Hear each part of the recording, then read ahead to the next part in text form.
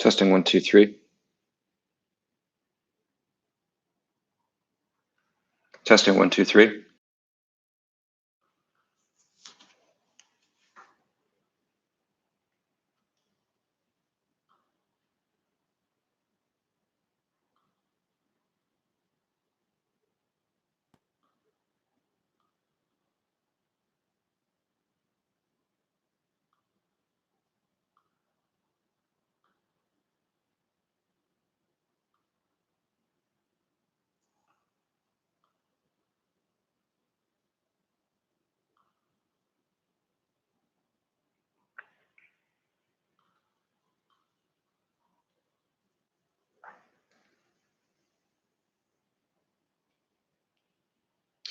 Just a couple more minutes and then we'll start. I know there's a couple people that are planning to be here at 8 p.m. Eastern Time, New York.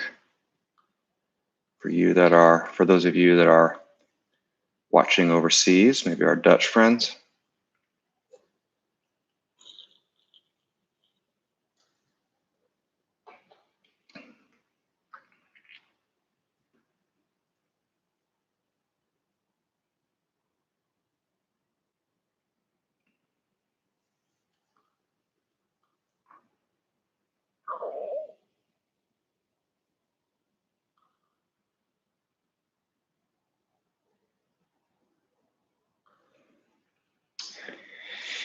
And I think that chat is working. Yeah, I think this is the first time that I've done this on the laptop streaming. So this is kind of cool. All right.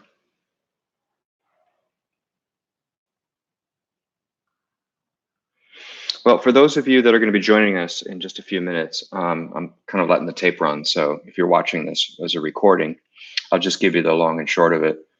Or before I go into what we're going to talk about or any Q&A that comes up in the discussion today. Lynx is spelled L-Y-N-X, which is interesting because there's another Lynx project out there. I think it's spelled L-I-N-C, maybe L-I-N-X. The Lynx project is a cryptocurrency project, and you can visit the web address. It's getlynx.io. getlynx.io. And we are an eco-friendly cryptocurrency. That was the primary goal of our cryptocurrency project, was to, okay, chat is working now for me. Okay, great. Good to see it. So the primary goal of the Lynx project was to maybe work on and improve what proof of work does within cryptocurrencies, and maybe make proof of work a little bit more energy efficient. And if we were able to do that, then maybe, maybe some opportunities may develop. And so that's what brings us to where we are today. After, I don't know, I think I've been working on this project for almost 3 years now, which is a long time. So if we have let me see if I have my participants window up here. New Brunswick. Yeah, it's still early yet, so we may not have that many participants showing up. But I know I hit record maybe a few minutes before 8 o'clock because I just kind of wanted to test everything, because this is the first time I've done something like this. And when there I am burning tape. So if someone's watching the recording of it, they don't have to, well, maybe they could just fast forward through it. So it's 8 o'clock. So I'll go ahead and start the chat, the conversation with talking points for those of you that are going to tune in later. So today is June 12th. It's 8 p.m. Eastern. My name is Ben Wilson, and I am the founder and lead developer or strategic technical designer of the Lynx project. And you can read all about the Lynx project at getlynx.io. And that pretty much is the hub or the portal for anything relating to the Lynx project. So if you want to, I'm going to bring it up right now on my screen so I don't forget mentioning anything in particular. If you want to read about the white paper, If you want to download or get access to the desktop QT clients, those are right across the header of the website, getlynx.io. Of course, you can join our Discord, and that's really the place to go. I know there's a Telegram channel. I don't participate in that one, and I do occasionally participate in the Reddit, and there's a link for that somewhere on the website too. But the Discord is the place to go. There's a channel for you. Most everybody's pretty friendly, and there's somebody there willing to answer questions or give you help. And I tend to pop in from time to time. Also, there's an FAQ and a news site on the GetLynx website, which I try to do a good job of keeping up to date. I know there's 1 or 2 articles that have fallen out of date, only because of the recent news and just because I've been focusing on the dev. Today's the 12th, and we rolled out, so let's get into the news. We rolled out a big release just recently. What is this? So if I join the Lynx Discord channel here, that's right. So we'll go ahead and approve that. So thank you for providing that link. So we rolled out a big release just a couple days ago.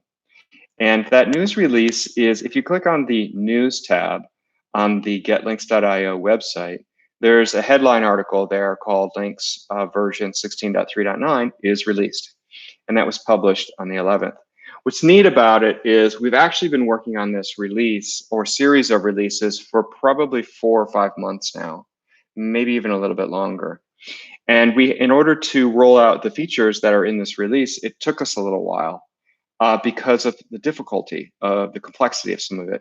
So if you've been paying attention to the Lynx project for a while, you may have been wondering after a while, like, where's Ben? Where's the team? Where's the news? What's coming? Is this project dead?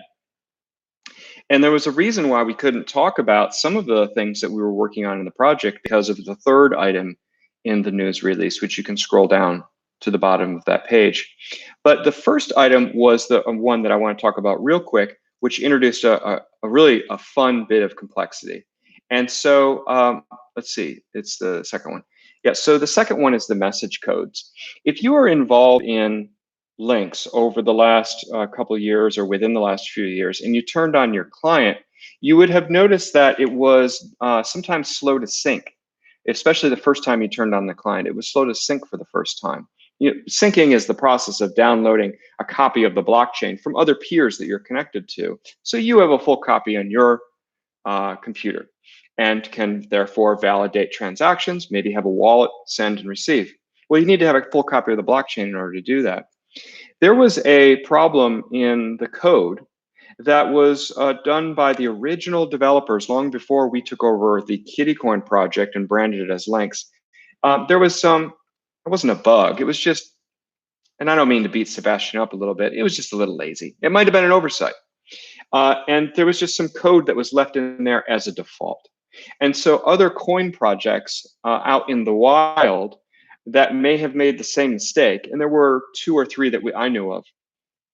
Every once in a while, you turn on your Lynx client, your desktop QT wallet, you turn it on, and you'd see these errors in the error log. Another client was trying to connect to yours, and it couldn't, over and over and over again. And your client would try to connect to other nodes that maybe weren't Lynx nodes. They were other nodes of other coins. And it would create a little bit of disruption in the syncing process. The discovery time was slowed down and made more complex than it needed to be. We fixed that, or at least made steps towards making it better. It's still a little bit sluggish the first time it starts up, as you need to go out and discover other nodes. But now if you start up your QT client and you look at the peers list under the console log, you can see that you're only connecting to Lynx clients. And gee whiz, they happen to be version 8 or version 9 or newer, nothing older, which is the reason why if you have a copy of the QT wallet running on your desktop, you really need to upgrade. You're not going to lose your coins, but you need to upgrade your wallet to the new version. That way you can receive transactions and you can send transactions. And so your wallet can stay up to date with the latest chain. So that's item number 2 on the list. I'm kind of going out of order. Go back to my notes here. Item number 1 is the latest update and release to the hybrid proof of work. So those of you that have been read the white paper, maybe have been following me chatting on the Discord, I'm always talking about the HPOW rules, their implications, and how they complement each other and how they work together, or at least how we hope they will, right? So the rule number that we call them, there are phases that activated within the rules. And so it was the fourth phase. And so we were tired of waiting for the phases of activation to occur. When we had originally designed them, they had a timeline tied to them, such each phase, sometimes it'd be 30 or 50 days between each phase activation. Well, that was fine, but we had already proven almost all of the phase activations on the test net. We knew it worked. And so we've been building on it. We've been doing all sorts of stuff, but we couldn't do any of it on the live main network because the main network wasn't up to date with the phase activations yet. So we needed to get these activations out there and running on the mainnet in order for this thing to be usable and to be able to do the stuff that I've been talking about doing, building applications on a blockchain. So we were doing it already on testnet, but we couldn't do it on mainnet. So the easy answer was we need to release a new version of Lynx that modifies the timing rules. And we're going to make them a little bit more aggressive. So in the case of the fourth rule, the fourth activation, which was the third rule, we made that happen sooner. And so we only shaved like 15 or 20 days off of it to make it happen a little bit sooner. So it wasn't that big of a deal. But still, it's another reason why you want to activate, download and update your desktop wallet. Or if you're running a node in the cloud, you want to update that too, because it's not going to activate on the right date. And any blocks that your node mines aren't going to be approved by the network. Right now, we've got about 80% consensus on the network globally running the new client, 83.3%, which is pretty exciting. So there's 83.3% of the nodes that we know of, according to the Crypto ID Block Explorer, running the latest wallet version. And that's great. I don't know if we'll ever get to 100%, but obviously the more the better. So that third rule was really important because the activation of the first rule and the second rule had already occurred. So just to give you a quick summary, I don't want to dwell on it too much, bring up my notes here. The first rule has to do with a single mining address can't win another block for X number of blocks. On the first activation, it was 10 blocks. On the third activation, it was 20 blocks. That's going to continue to escalate. That's the first rule. The second rule is you have to have a certain number of coins in an address in order to win the block. It's kind of like borrowing some concepts from proof of stake or coin age, which was a concept that I don't know if somebody else came up with it, but I came up with the name coin age a while ago. I guess it was last summer. And that's what we called that for rule number 2. Rule number 3 is really important because it was a randomization feature. Regardless of whether you had a super fast ASIC or not, a Raspberry Pi sitting next to an ASIC, and you found a block, there was no guarantee that you would actually get the block. And so there's a randomization feature. Yeah, it was trademarked to Ben. And so there was a randomization feature that was built into it. And this is what was pretty neat. This is how we took ASICs and high-powered fast miners that would switch over from Litecoin or wherever and come over to Lynx and try to scoop up a bunch of coins really quick. Well, if you do that now, because of rule 3, there's only a 1 in 16 chance that you're actually going to win the block.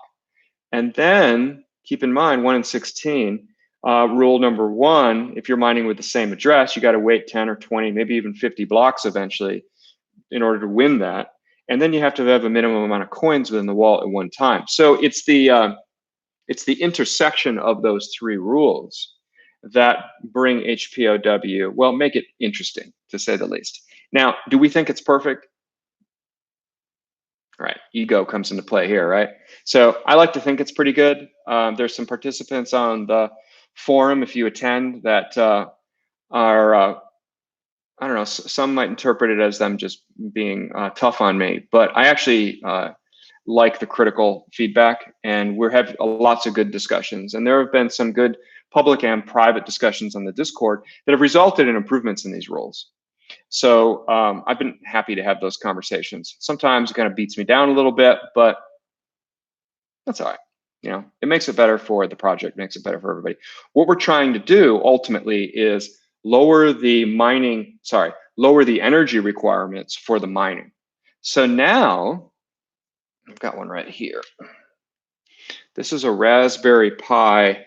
What is this? Can't see it. I don't have enough light. Raspberry Pi 3 inside this box.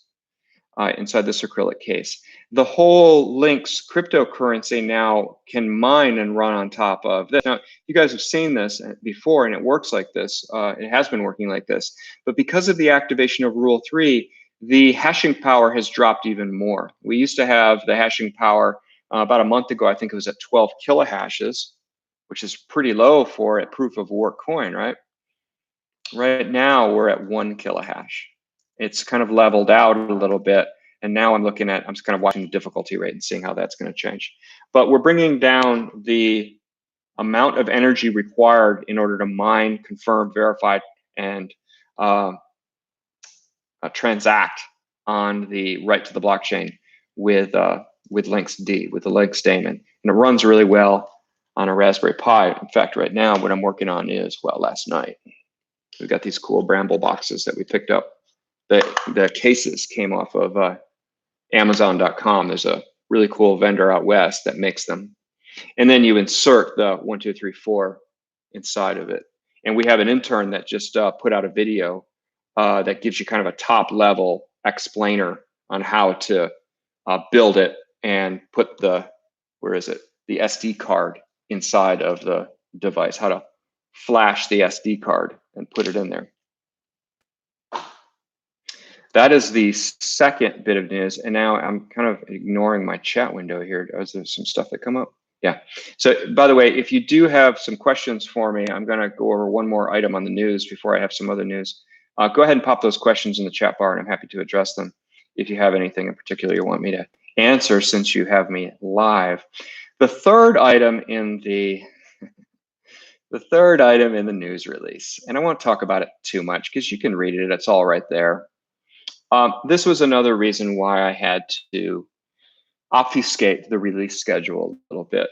Some of you clever participants in Lynx know from looking at the Block Explorer that there were versions of Lynx that didn't go public, but they were showing up in the Block Explorer under the client list. Versions 16.3.7.8, and now finally .9. Some of you saw or caught wind of .9 before we dropped it. The reason is because twofold. We needed to roll out that message code update, which was mentioned in the second item in the news release. And then we needed to be able to gracefully address item number 3, which was a real challenge. And we'll see how that plays out. I'm not going to talk about it too much in the video. You can go ahead and read it. There's a post, there's a link to a crypto dev. Will you go ahead and do me a favor and post a link to that news article if it's not already on the chat? I may be overlooking it. Yeah. All right, so there's that. Then I'm going to go into the news stuff that we have. So now that the Lynx project has settled on the version 9 release, a couple things have happened. We've got a disruption in block time on the network. And you've seen that already. Those participants that were involved when we went live, they noticed the block time went really long. We were averaging, I think, 90 or 100 seconds per block before. And now we're, well, it's not very stable, but it's getting better. And we know it's going to get better because we've seen it get better on testnet. And there's more nodes. There's not enough nodes on the network right now, to be honest. That's a part of the problem, as is regularly pointed out to me by certain people on the Discord. Thanks, guys. And we're resolving that issue. It takes a long time to sync up the blockchain on these VPSs that we're firing up. So sometimes that slows the process down a little bit. You can't just turn it on and be just like that. So we're firing up more nodes to resolve that. I know we have participants that are firing up nodes for us too, that are complementing the network, but the block time is going to stabilize. And so just We chill, relax. Our exchange partners, Coinomy, they all know about it. And by the way, all of our exchange partners and our wallet partners and the block explorers, they're all up to date with the latest version. So if there was hesitation to go to our exchange partner, alltilly.com, and maybe transact on their platform because maybe they weren't up to date and there was risk there, we're good. You're okay in that regard. Of course, safety, always, if you want to do a small test transaction, maybe check things out and verify, always do your verifications and your checks. But everything seems to be good. I've been having email conversations with all these partners regularly over the last few days. Okay, so the next thing I wanted to talk about was what really is a continuation, because I kind of wandered a little bit there, is now that Lynx has this release out and we're waiting for the block times to stabilize a little bit. Well, what are we going to do with it? What are we going to do with Lynx? Are we just going to leverage the cryptocurrency features of Lynx, which is a downstream version of Litecoin? Well, what's the application? We've already got Litecoin. We've already got Dogecoin. And I've always been saying this, it's not the cryptocurrency, it's the applications that are built on top of the blockchain that give the cryptocurrency its value. So we need to build applications on top of that blockchain. And that's exactly what we've done. And so we've been working on this for a while now.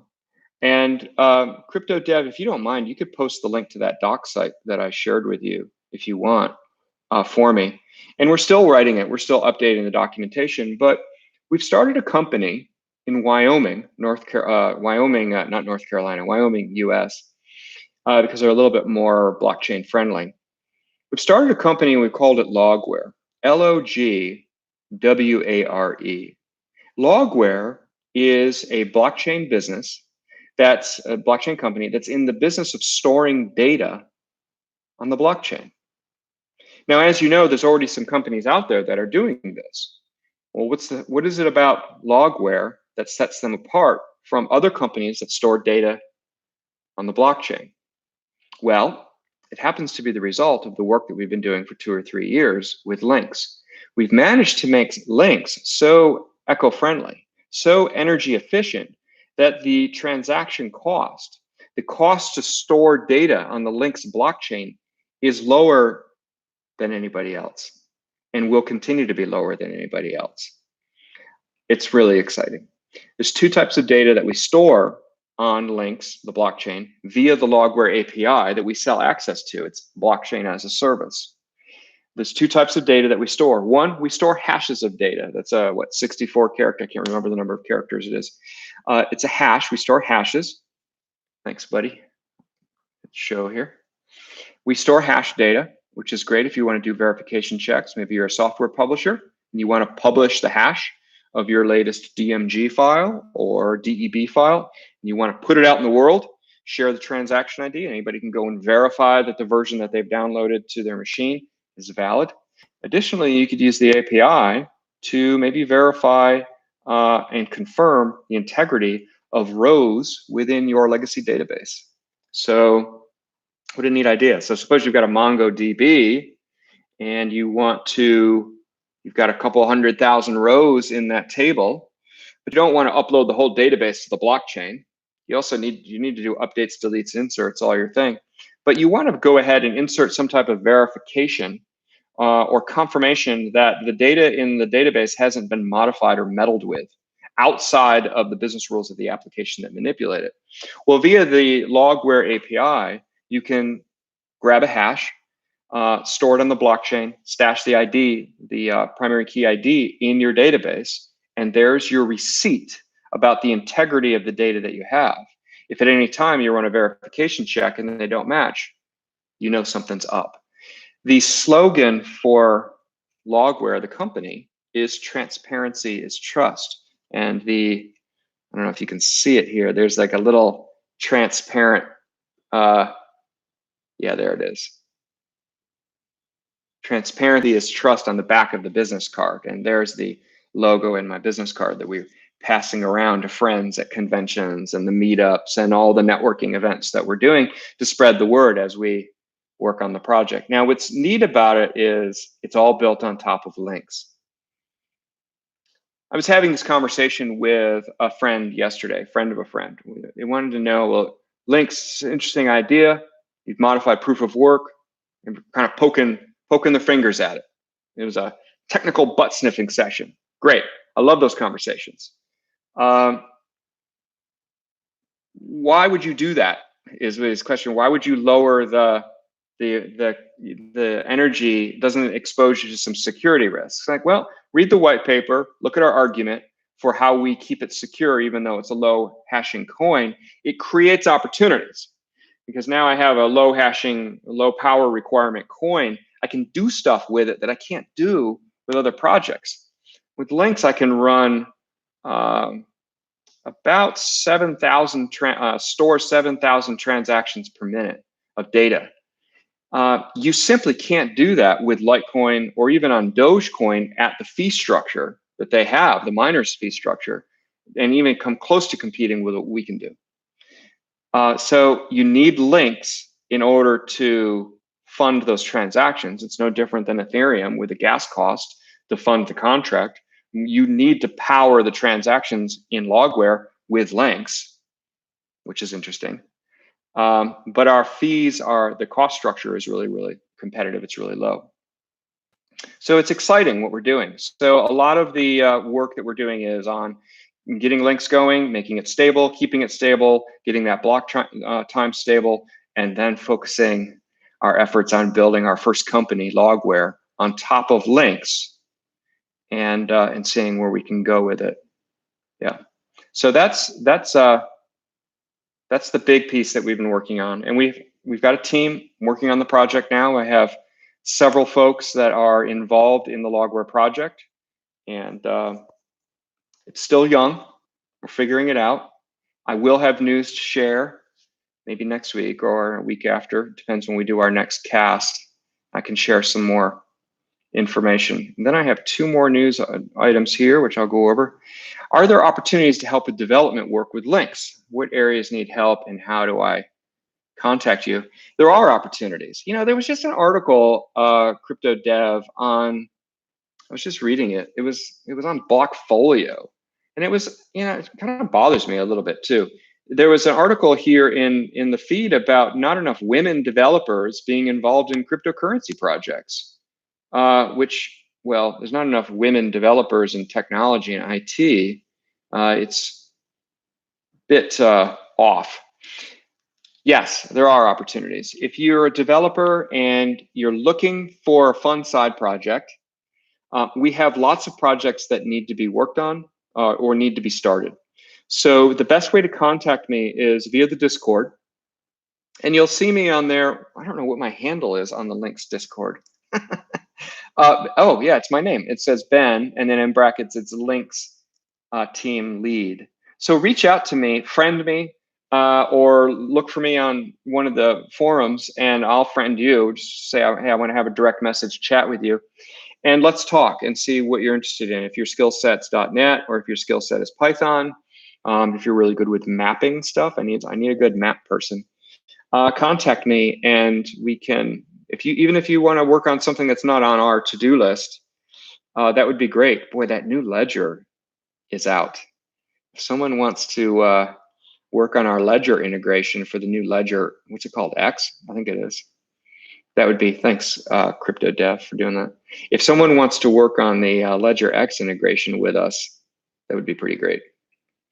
So yes, there are opportunities. We don't have much of a budget anymore for development within Lynx. Any budget that we have goes to our Lynx developers, our core developers, that core development team. That budget goes there. But yeah, if you're interested in getting involved in a project and you want to have some fun, try something new, a little bit. What we're doing is different. It's a little bit risky. It's definitely experimental. If you want to have some fun with it and try something new, reach out to me. Okay, so there's two other items I wanted to bring up. One is news about our exchanges. So as you know, we're already integrated with Coinomy. So, download your Coinomy wallet for your phone or for your desktop. And then I'll talk about the exchanges we have. Oh, there was another one here that I forgot to mention. What's the latest update on Cryptopia? Are my coins lost? Will they be burnt in the end? No, they will not be burnt, at least it's not as far as I can control. And if you're wondering about that news article, those coins that are listed in the news article aren't Cryptopia coins. Yeah, they're not Cryptopia coins. That was we thought that they would have been Cryptopia coins for a long time, but after a good bit of research, we found out and re-verified over and over again, because I was having a hard time believing what I was seeing, that they were not Cryptopia coins. I don't have any insight beyond what you know in the wild. So whatever's on CoinDesk or Cointelegraph about Cryptopia, they don't respond to my emails anymore. I stopped emailing them a while ago. They definitely have my contact information. I have an open ticket. I had good communication with them before it all went down. But you know what I know. So as far as I can tell, I read an article yesterday that the Litecoin stash hadn't been touched. That might be bad information, but that was the rumor I had heard. And I had also read on a third-party report site where they listed coins that had been stolen from, impacted, and I didn't see Lynx on the list. Now that doesn't mean anything though, because before Cryptopia went down, what I had read was they had this, I don't know, they were doing some type of debit fund, like reimbursement tokens. I don't know what it was. I think they were basically trying to spread out and share the loss amongst all of us as participants in Cryptopia. And I have a feeling that depending upon what your holdings were, you were sharing the hit, regardless of the type of coin. I don't know. That's just, I know how my brain is sometimes, and I'll read something and I'll walk away from it completely misunderstanding the point of what I had just read. That's how I understand it, and that's how I've kind of put it all together.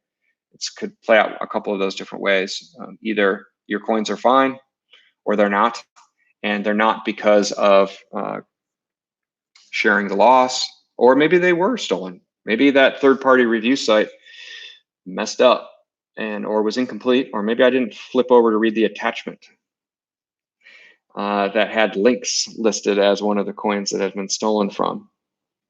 Lynx has a pretty low market cap or value on the street, so I'm not sure Lynx would be a pretty big target for a thief on that exchange. So unfortunately, I don't have much news to share.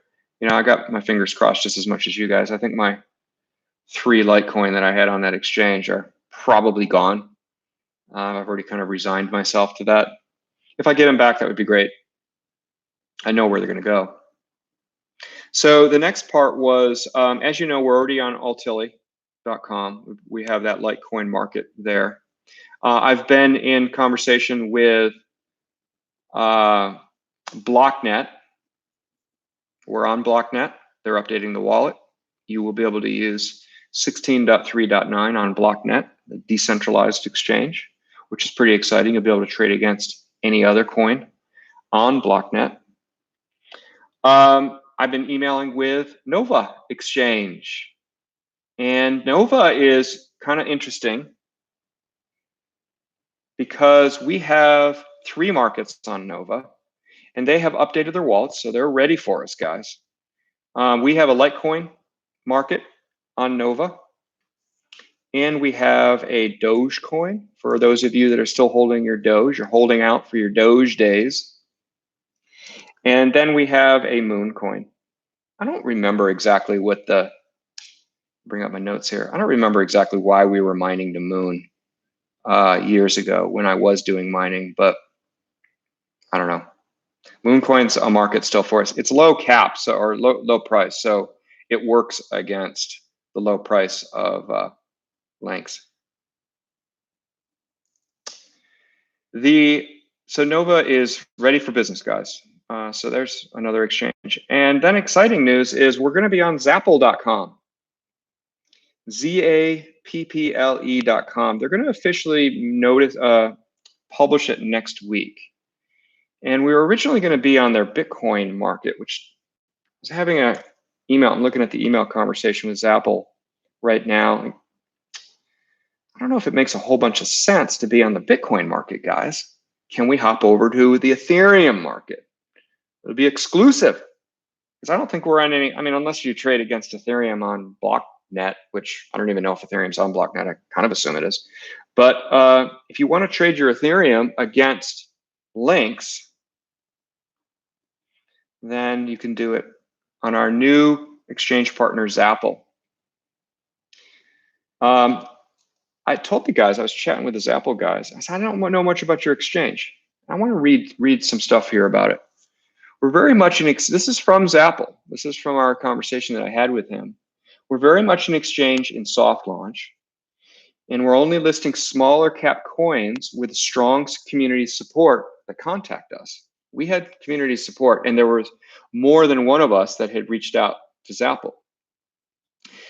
He says we're currently working towards our first banking license in the UK that will allow us to issue UK crypto-friendly checking accounts and debit cards for our customers from later on in the year. We've also got plans to fully bridge the gap between crypto and fiat, as well as other assets. The idea being you can get paid in fiat and hold your wealth as an asset, be it crypto, fiat. He even says even oil.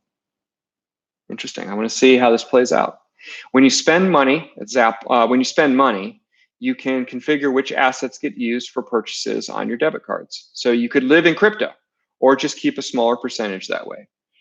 It takes, let's see, what does he say? It takes what there is with the Coinbase crypto card a significant jump further. He sent me a slideshow. From an exchange perspective, we have some interesting features coming, but I think those are our main points right now. So I like innovation. I like companies that are taking a shot, trying new things. So I'm excited to be have a relationship. Lynx is excited to have a relationship with the exchange Zapple. It's ZAPPLE, and CryptoDev posted a link. If you want to get involved with them and you want to trade against your Ethereum, of course, you could move your Bitcoin in and trade your Bitcoin against. And I think they have Bitcoin Cash on there too. Yeah. If you want to move your Bitcoin in and then move that into Ethereum, you can gain access to the Lynx market on Zapple. So that gives us right now at the top of according to my list here, it's like four centralized exchanges and then BlockNet, the decentralized one. Still haven't gotten to the Jax wallet yet. Those guys. So if any of you have coffee with Jax people, I don't know what to say, but buy him an extra coffee and say, will you please email back Ben over at Lynx? We've had a couple email conversations. It goes back and forth and then it dies on the vine. I really want to get in Jax. I want to get Lynx into more of these multi-coin wallets. By the way, if you haven't used the desktop coin wallet for Coinomy, yeah, the desktop Coinomy wallet, I said it wrong. It's really cool. You should check it out. And they've got a lot of goodies in there. Yeah, set the community loose on Jax. Now they're not gonna list us just because we're badgering them. So maybe we shouldn't do anything too aggressive with them. All right, so that is my news items that I want to release today. I'll wait to get feedback on the Discord about frequency. I kind of want to get engaged more now that my head isn't as down in the code. Well, that's not true. I'm still writing some bash code. The Lynx CI installer is out. I just published the latest update with the latest Lynx code last night, but I did find a few little bugs, so I'm doing more testing on it. So I'm still writing code on that. But point is, my head is up, and I'm interested in getting involved more on the forum, or at least doing these videos more to engage. How many Raspberry Pis will it take to run the entire blockchain if the chain's used heavily by businesses and others? So John Doe on the Discord forum, he's a participant that many of you know. He and I had been working on doing the math a while ago on what the minimum requirement was for a stable network for the number of, let's not call them Raspberry Pis, let's just call them nodes. And the reason is because, all right, so if, let's see, if a large, I don't want to name a name because I don't want to get in trouble. Someone's going to create some rumor that Ben said he's doing business with whoever.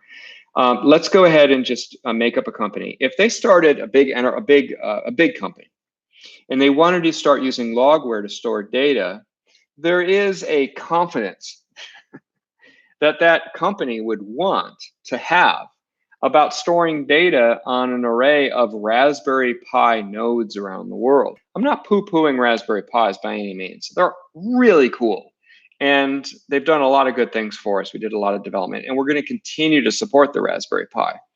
But if a big company comes along, they want to know that the enterprise level, they want to know that those Lynx nodes are running in protected environments, that the core number, the majority number of nodes running Lynx are in the cloud. They need to be VPSs. I mean, yeah, I suppose they could be hardware, but they need to be VPSs well distributed around the world. So yeah, we've got some discount VPSs listed in the white paper. Over time, more and more, I'm starting to poo-poo those vendors because the service level is so low.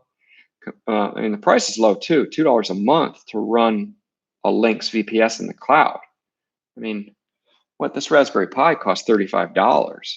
What's $24 for the year to run a node in the cloud, and I don't have to buy cables, I don't have to buy cases, I don't have to plug it into my router, I don't really have to do any of the config, I don't have to flash the card. Running it in the cloud is the way to go. Now, if you want to have a fun home project with your kids, yeah, do it on the Pi. It's really fun to see it, the lights flickering and to watch it happen. But for the power, the array, the army of nodes running Lynx in the cloud, that has to be on the VPSs. The number of VPSs that we need is going to be the minimum, should be in the hundreds. I don't think we should have less than 200 nodes running the mainnet network for Lynx globally. Right now, if we bring up the blockchain explorer, and this explorer, we have to, I got to remind folks, this doesn't include everything. This says 40 3.9 clients are connected right now. That's not all inclusive. We do have data elsewhere, and I don't have that live data for you right now. So I'm guessing there's probably somewhere around 75 nodes globally in the wild running Lynx mainnet right now. It's not enough to support that rule number 3 that we just rolled out. And that's one of the reasons why our block time is so slow. So yeah, that's good to show that off. So we need at least 200 to get started. The more, the better. The more nodes we have, the more stable the block time is, the more secure the network is. We're going to have some bad actors come along and try some shenanigans. The more VPSs that we have online running the correct version and syncing, the stronger our network becomes. Stronger it becomes. So if you look at testnet runs really stable and is, believe it or not, I think we only have, I'm going to bring that's up in the crypto ID listing 2. We pay to be listed on crypto ID for our testnet. If I go to the network tab, there's exactly 10 nodes running 16.3.9. And that average block time on that environment is really stable, really consistent. If you click on the overview tab on that, I'm going to copy paste that into this chat right here. There. If you click on that overview tab, we both did it at the same time. You can see that the block time, the 24-hour block time, day over day, it's averaging around what, 34, 35 seconds, which is pretty spectacular. That's what we're going for. So we've got strong feelings that we can get the mainnet there too once we get the node count up. So yeah, the business rules for HPOW are a little bit more lenient on the testnet than they are on mainnet for some reasons, for development reasons. And so that's because they're a little bit more lenient, we have a faster block time. Now, on the more strict rules on mainnet, I think we're going to settle down. We may not get to 34 seconds or 35 seconds, but it'll still drop down from the abysmal block time that it is right now. Yeah, so I think what I'm going to be doing is I'm going to publish a video soon. I'm going to record my desktop. I enjoy doing those desktop recordings and giving you how-tos. And so I think we're overdue for some of those. And so I've got some vendors to recommend. DigitalOcean. Boy, I am just sold on DigitalOcean lately. They're just really kicking butt. It's so easy to log into your DigitalOcean account, create a $5 a month, 1 gigabyte VPS, pick your location. It's the same price. Choose Debian 9.7, I think it is, and turn on the monitoring, name it, hit go. It turns it on, log into root, and you got that one-line installer that I created from if you go to our GitHub site, I made a little installer. Let me bring up the link here, and it's one line. You just copy and paste it as root on that node. So if I copy and paste this link to the chat window, there it is. You copy and paste, you scroll down in the README section, and the how-to is right there, that one-line install script it's called. So as root on your DigitalOcean node, copy and paste, hit return, done, walk away, you're done. It'll tell you, I think it takes like 5 seconds. And then it'll say, yeah, you can either log out or you can view the installation log, but you can walk away. Maybe in 24 hours, log back in, double check things. Just make sure. But you're done. You now are running a node. It's $5 a month. And the wallet is disabled, by the way. So it's secure. Even if someone were able to pop the security on it. Yeah, that's good that you posted that. Someone can't, if they pop the security on it, there's nothing to steal. It's just mining. And you can go into the lynx.conf file and you can switch out those mining addresses. Switch out your Coinomi addresses from your Coinomi wallet, put them in the lynx.conf, earn a few links. It's just, I mean, it's not going to pay the power. It's not going to pay the $5 a month bill. Mining links isn't profitable. It probably won't ever be. But it's fun to participate, especially if you're doing some dev work. Maybe you're playing around on testnet or playing around on mainnet. Maybe you've applied for an API key through Logware. Well, I'm not asking you to cover the whole cost of running all the nodes in the network. You can pitch in 1, 2, or 10. If you have a company and a small budget and you're building a piece of software and you need a blockchain to store your data, $50 a month is a small price to pay to participate in and put some community, some social, what's the word here? You're participating in something bigger than yourself. And it just makes the overall system more secure and better for everybody else. So DigitalOcean's been really great. The other one that I've been using for a long time is Linode. Linode.com, Linode.com. They're great. I don't think the user interface is as elegant as DigitalOcean, but boy, they're just bare bones, super efficient, and the pricing is almost exactly the same. Of course, you could always go over to AWS. AWS tends to be a smidge more expensive, and the process to go through spinning up an instance depends on how much experience you have in that space. Sometimes that can be a little tedious. But I find DigitalOcean and Linode to be pretty great. Also, Vultr and Scaleway. Scaleway's in Paris, I think. I think they're headquartered in Paris. I've been using Scaleway for some of our nodes too. So double check Vultr's services and Scaleway. I think Scaleway has a competitive price. I think they're giving you that 1 gig VPS for $3 a month. Well, it's in euro, so maybe it's $3.20. You got to do the conversion from dollars to euro to figure out what it is.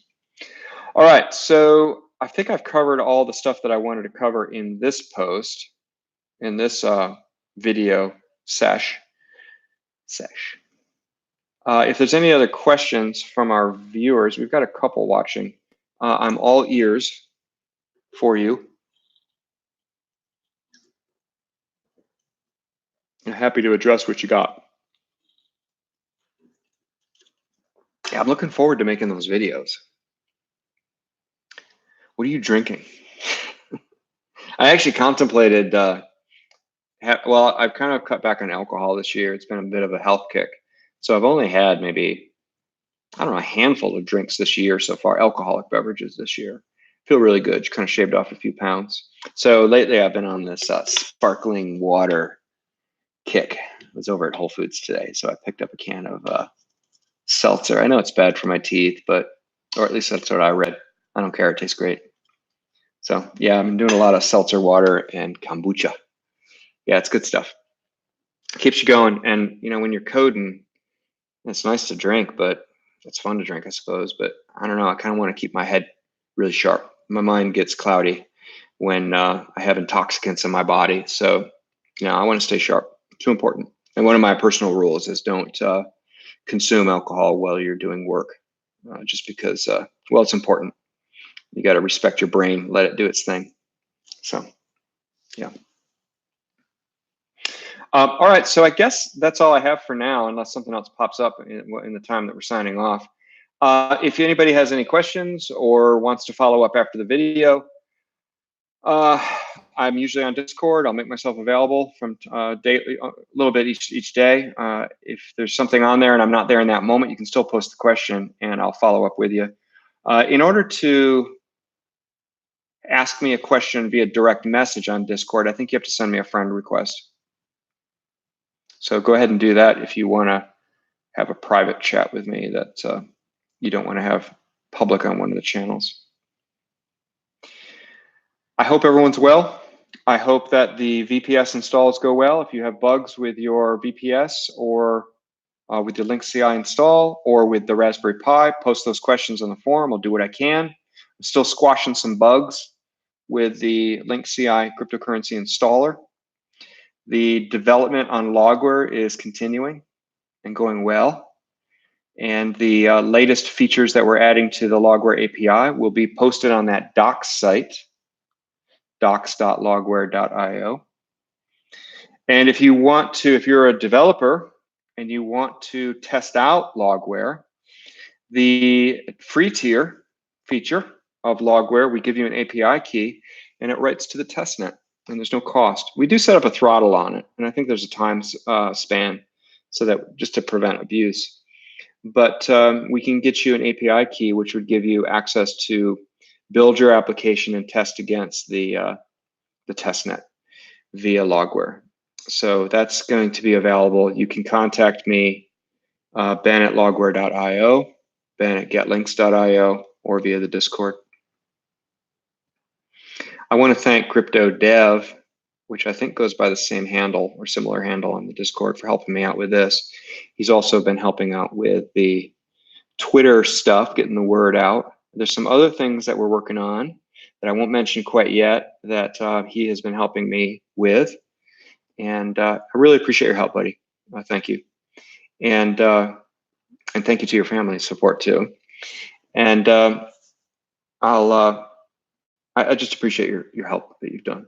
So that's good. I think we're set. It's under an hour, which was my goal, because I know I can talk too much.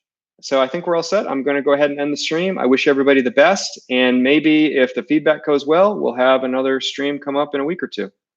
I wish everybody well, and I'll see you on the Discord.